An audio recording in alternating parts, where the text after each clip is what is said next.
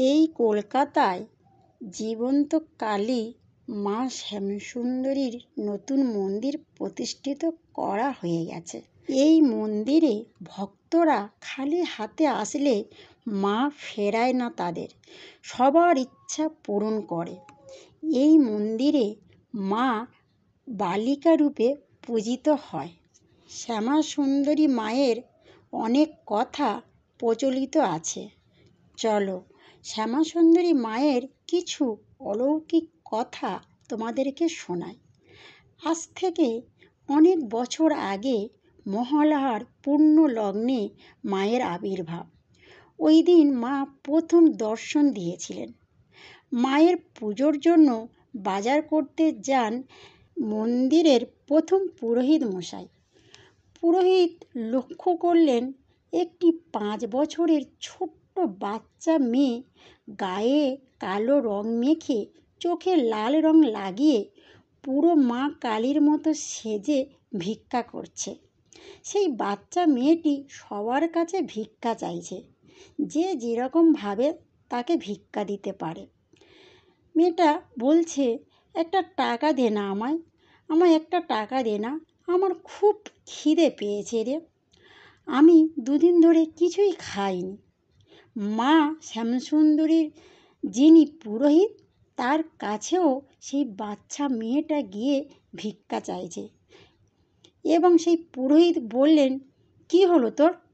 মেয়েটি বলল, একটা টাকা দে না, আমার খুব খিদে পেয়েছে রে, একটা টাকা দিলে চাল কলা কিনে খাবো। তখন সেই পুরোহিত বলল, যা যা, তুই খেটে খেতে পারিস না, বলেই মেয়েটাকে ধাক্কা দিয়ে ফেলে দিলেন।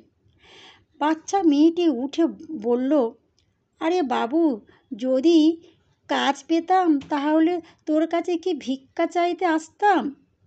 এরপর বাচ্চাটি ওখান থেকে চলে যায়। আর পুরোহিত পছন্দ মতো মায়ের ভোগের মিষ্টি, দামি ফল অনেক বেশি বেশি করে কেনে। সেই দিন মায়ের অন্নভোগের ব্যবস্থা করা হয় এবং প্রচুর ভক্তের সমাগম হয়। পুজো চলতে চলতে হঠাৎ পুরোহিত লক্ষ্য করেন মহাদেব আছে, অথচ মা নেই। মহাদেব যেন মৃত মানুষের মতো শুয়ে আছে।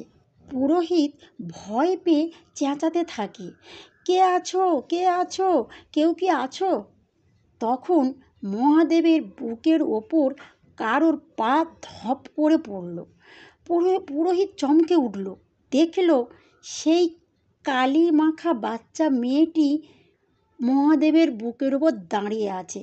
সে বলছে, চালকলা দিবি না রে আমায়, দে আমায় চালকলা, আমি গরিবেরও মা, বড় লোকেরও মা, তাই আজ থেকে তুই যতই আমার জন্য বিশেষ পুজো করিস না কেন, যদি কোনো ভক্ত 1 মুঠো চাল আর একটি পাকা কলা আমার কাছে নিবেদন করে, তার থেকে বড় ধন আমার কাছে আর কিছু নেই রে, তাতেই আমি সন্তুষ্ট রে, দে চালকলা দিবি না আমায়।